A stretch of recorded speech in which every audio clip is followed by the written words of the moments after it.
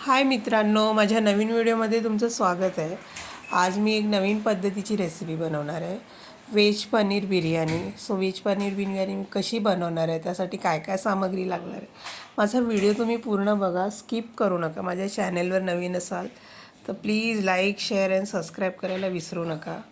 तर आता मी तुम्हाला डायरेक्ट दाखवते मी काय काय बिर्याणी बनवण्यासाठी सामग्री घेतली। तर मी अर्धा किलो तांदूळ घेतलेत, बासमती तांदूळ आहेत हे, तुम्ही दुसरे कोणतेही घेऊ शकता।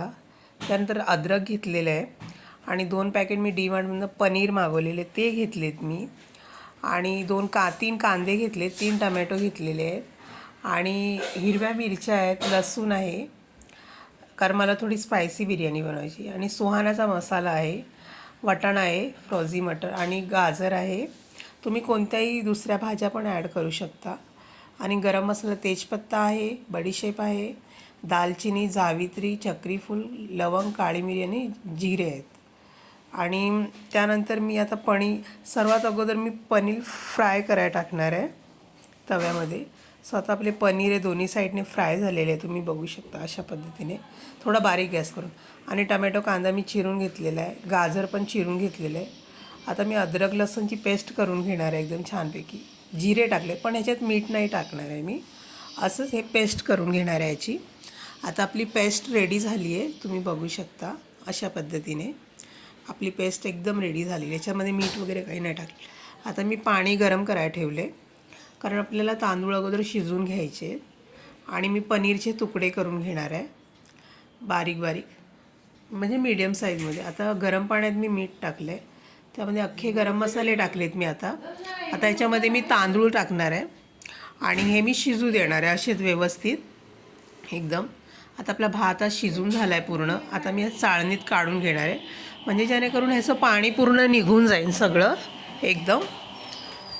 एकदम पाणी याचं निघून जाईल पूर्ण। तुम्ही बघू शकता अशा पद्धतीने पूर्ण भात एकदम मोकळा झालेला आहे एकदम।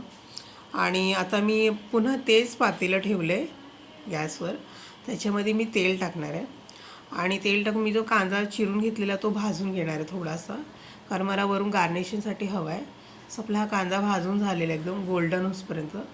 आता मी फोडणीसाठी कांदा टमॅटो टाकलेलं आहे आणि जे अद्रक मिरचीचं पेस्ट होती तेही टाकणार आहे आता मी बघू शकता। आता ही टाकले मी, आता हे पुन्हा मी थोडंसं भाजून घेणार आहे अगोदर, थोडा मोठा गॅस करून एकदम बघू शकता। आता याच्यामध्ये मी अर्धा चमचा हळद टाकणार आहे, अर्धा चमचा हळद टाकली मी आता याच्यामध्ये।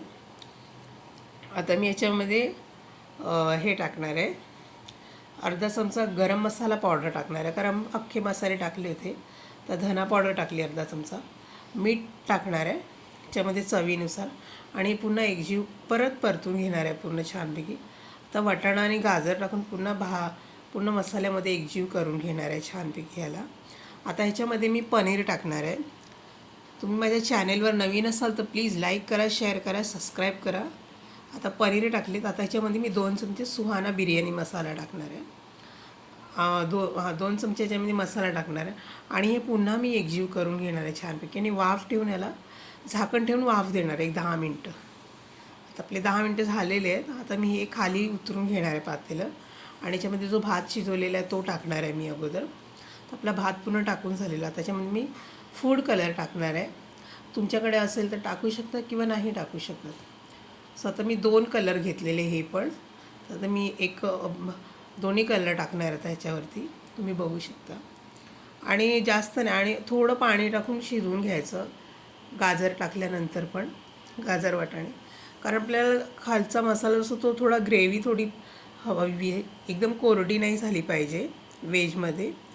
आपल्याला अशा प्रकारे पूर्ण कलर टाकून घेतलेत। आता त्याच्यावर मी तळलेला कांदा टाकणार आहे, जो मगाशी तळून घेतलेला तो, आणि आता ह्याच्यावर मी कोथिंबीर टाकणार आहे, कापून ठेवलेली कोथिंबीर टाकणार आहे, आणि ह्याला झाकण ठेवून ह्याला दम देणार आहे, म्हणजे जसं आपण चिकन बिर्याणीला देतो तसं सेम त्या पद्धतीनेच। तवा ठेवलेला आहे गरम करायला, मी त्याच्यावर हे पातेलं ठेवणार आहे बिर्याणीचं। व्हिडिओ आवडला तर प्लीज लाईक करा, शेअर करा, सबस्क्राईब करा।